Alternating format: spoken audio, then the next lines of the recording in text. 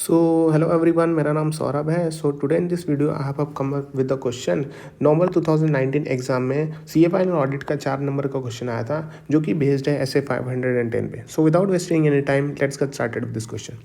Mister X जो है वो अपॉइंट होते हैं as a auditor of Mrs ABC limited के, और मिस्टर एक्स जो होते वो चाहते हैं to be satisfied about the sufficiency and appropriateness of opening balance को लेके वो सेटिस्फाई होना चाहते हैं, ताकि वो इंश्योर कर सके कि जो ओपनिंग बैलेंस है वो फ्री फ्रॉम मटेरियल मिसस्टेटमेंट होना चाहिए। अब यहाँ पे आपको बताना है कि ऐसा कौन सा ऑडिट प्रोसीजर लेट डाउन होना चाहिए जो मिस्टर एक्स को यहाँ पे फॉलो करना चाहिए in the initial audit engagement of Mrs ABC limited. Also आपको यहाँ पे सजेस्ट करना है कि क्या अप्रोच यहाँ पे फॉलो करना चाहिए regarding mentions in the audit report. Mister x यहाँ पे सेटिस्फाई नहीं होते हैं about the correctness of opening balance, यहाँ पे सेटिस्फाई नहीं होते हैं, तो आपको उनको क्या अप्रोच फॉलो करना चाहिए। तो अगर हम बात करें ऐसे 510 की, 510 बात करता है इनिशियल ओपनिंग बैलेंसेस की बात करता है। सो ऐसे 510 बोलता है कि ऑडिटर यहाँ पे ऑप्टेन करेगा sufficient and appropriate audit evidence.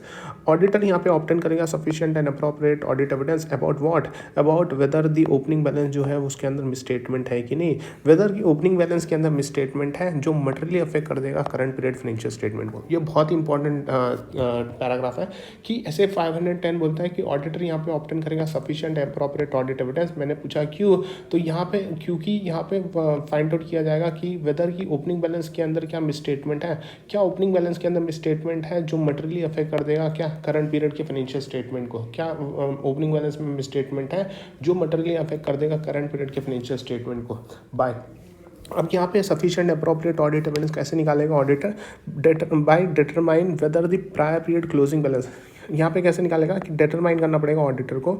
Auditor यहाँ पे डिटरमाइन करेगा कि प्रायर पीरियड का जो क्लोजिंग बैलेंस था, प्रायर पीरियड का जो क्लोजिंग बैलेंस है क्या वो करेक्टली ब्रॉट फॉरवर्ड हुआ, मतलब जो बैलेंस क्लोजिंग में पड़ा था प्रायर पीरियड में वो ओपनिंग बैलेंस बन के आया होगा करंट ईयर में। सो यहाँ पे प्रायर पीरियड का closing balance has been correctly brought forward to the current period में, और when appropriate any adjustment has been disclosed as a prior period item in the current year statement of profit and loss account. So current year के profit and loss account में क्या कोई adjustment यहाँ पे disclose किया गया है as a prior period item. Current year के प्रॉफिट एंड लॉस अकाउंट में क्या कोई एडजस्टमेंट दिखाया गया है as a prior period item.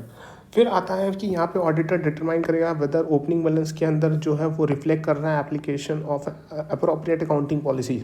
Appropriate accounting policy reflect कर रहा है कि नहीं, वेदर ओपनिंग बैलेंस जो है करंट ईयर का वो अप्रोप्रिएट अकाउंटिंग पॉलिसी को रिफ्लेक्ट कर रहा है कि नहीं, एंड परफॉर्मिंग वन और मोर ऑफ द फॉलोइंग कि वेदर की प्रायर ईयर फाइनेंशियल स्टेटमेंट जो है वो ऑडिट हुआ, परफॉर्मिंग वन और मोर ऑफ द फॉलोइंग कि क्या फाइनेंशियल स्टेटमेंट पिछले साल का अगर ऑडिट हुआ है, अगर पिछले साल का फाइनेंशियल स्टेटमेंट ऑडिट हुआ है तो यहाँ पे ऑडिटर रीड करेगा copies of audited financial statement.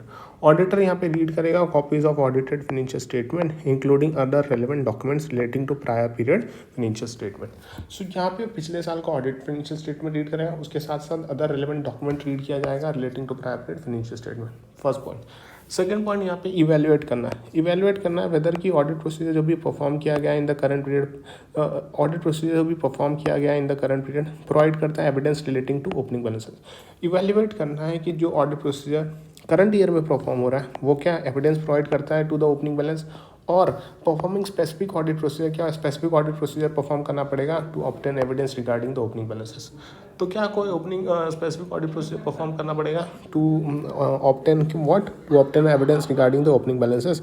If the auditor is unable to obtain, लेकिन ऑडिटर अगर ऑब्टेन नहीं कर पाता है क्या sufficient appropriate audit evidence regarding what, regarding the opening balances, तो यहाँ पे ऑडिटर यहाँ पे एक्सप्रेस करेगा क्वालिफाइड ओपिनियन या फिर disclaimer of opinion age appropriate.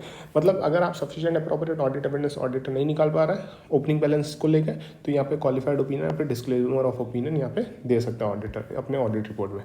लेकिन ऑडिटर कंक्लूड कर देता है कि जो ओपनिंग बैलेंस है उसके अंदर है मिसस्टेटमेंट, ओपनिंग बैलेंस है उसके अंदर है मिसस्टेटमेंट जो कि मटेरियली अफेक्ट कर सकता है करंट पीरियड के फाइनेंशियल स्टेटमेंट को, और the effect of misstatement is not, और उसके साथ साथ जो इफेक्ट होने वाला है मिसस्टेटमेंट का प्रॉपर्ली अकाउंट भी नहीं किया या फिर एडुकेटली डिस्क्लोज नहीं किया या फिर प्रेजेंट नहीं किया तो करंट पीरियड में, तो ऑडिटर यहाँ पे एक्सप्रेस करेगा क्वालिफाइड ओपिनियन और एडवर्स ओपिनियन।